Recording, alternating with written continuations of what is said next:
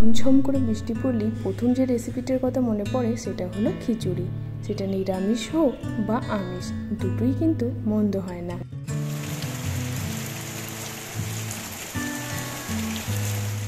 Normal চাল ডালের খিচুড়ি তো আগের রেসিপি আপনাদের সাথে শেয়ার করেছি। আজ শেয়ার করব একদম নিরামিষ ডালিয়ার খিচুড়ি। ডালিয়ার খিচুড়িতে আপনারা আপনাদের মনের মতো করে সবজি আর ডাল দিয়ে বানাতে পারেন। যেহেতু নিরামিষ বানাচ্ছি তাই এখানে মসুর ডাল আমরা একদমই ব্যবহার করিনি। আর ডালিয়া যারা চেনেন না তাদেরকে একটু ক্লোজ করে দেখায়, ঠিক দেখতে এরকম হয়। সম্পূর্ণ নিরামিষ বলে একটা ডালই ইউজ করতে পেরেছি, সেটা হলো মুগ ডাল।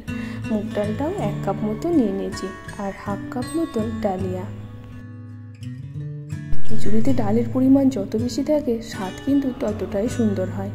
এখানে প্রথমে ডালিয়াটাকে আলাদা করে ভালো করে রোস্ট করে নেব। ডালিয়া থেকেও যখন একটা ভাজা ভাজা সুগন্ধ বেরিয়ে আসবে তখন সেটাকে নামিয়ে নিয়ে এবার মুগ ডালটাকেও রোস্ট করে নেব। হালকা লালচে লালচে ভাব চলে এলে ডালটাকেও নামিয়ে নেব। নিরামিষ রেসিপি তাই ঘি আর রিফাইন্ড অয়েলই ব্যবহার করব। আর এখানে কিছু কিউব করে কেটে রাখা পনির ভেজে নেব।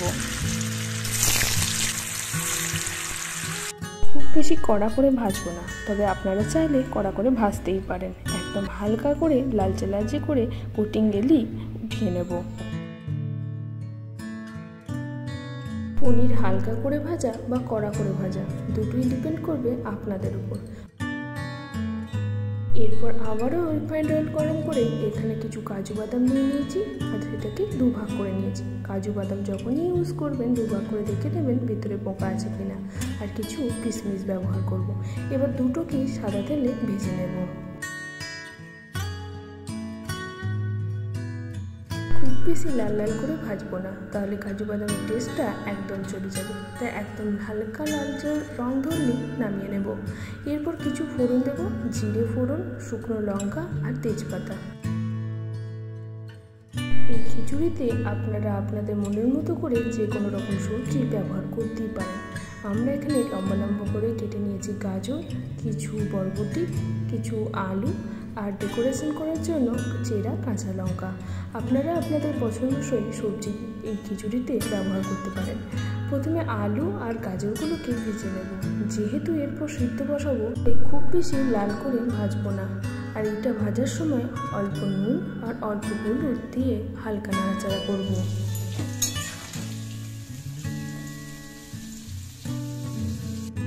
প্রায় 20% মতো ভাজা হয়ে গেলে দিয়ে দেব বরবটি। বরবটিগুলোকেও একটু নাড়াচাড়া করে নেব। তারপর দিয়ে দেব একটা গোটা টমেটো। যেহেতু নিরামিষ খিচুড়ি টমেটোটা ব্যবহার করলে স্বাদটা একটু অন্যরকমই আসে। আপনারা চাইলে এটাকে স্কিপও করতে পারেন। কোনো সবজিকে কিন্তু ওভারকুক করব না।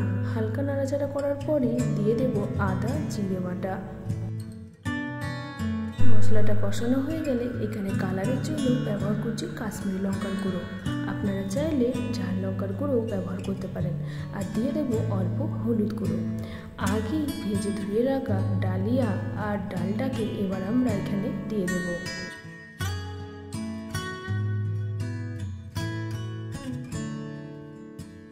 মশলার সাথে ডালিয়া আর ডালটাকে হালকা ভাজা ভাজা করে নেব, তাহলে টেস্টটা আরও বেশি ভালো আসে। এরপর দিয়ে দেবো পরিমাণ মতো জল।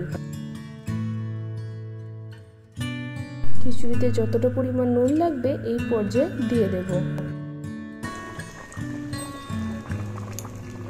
সব শেষে চিনি দেব। চিনি দিলে ডাল সিদ্ধ হতে অনেকটাই দেরি হয়। খিচুড়ি রান্নার সময় আমরা ঢাকা চাপা ব্যবহার করিনি, তাহলে সবজির কালার একদম নষ্ট হয়ে যাবে। প্রায় 10 থেকে 15 মিনিট পর নাড়াচাড়া করে দেখতে হবে ডাল আর ডালিয়া সিদ্ধ হয়েছে কিনা। সিদ্ধ হয়ে এলে এই পর্যায়ে ভেজে রাখা পনির আর কাজু বাদাম আর কিশমিশটা দিয়ে দেব। যেহেতু ডাল সিদ্ধ হয়ে গেছে এই সময় দিয়ে দেব চিনি। ডাল যদি সিদ্ধ না হয় আপনারা গরম জল ব্যবহার করে আরও কিছুক্ষণ ফুটিয়ে নেবেন। এরপর সবশেষে দিয়ে দেবো গরম মশলা গুঁড়ো আর অল্প ঘি। আমরা সাজাবার সময় আর একটু ঘি ব্যবহার করব বলে এখন অল্প করেই ব্যবহার করছি। আর নিরামিষ যে কোনো রান্নাতে ঘি আর গরম মশলা সব শেষে দিলে সুগন্ধটাও খুব ভালো আসে।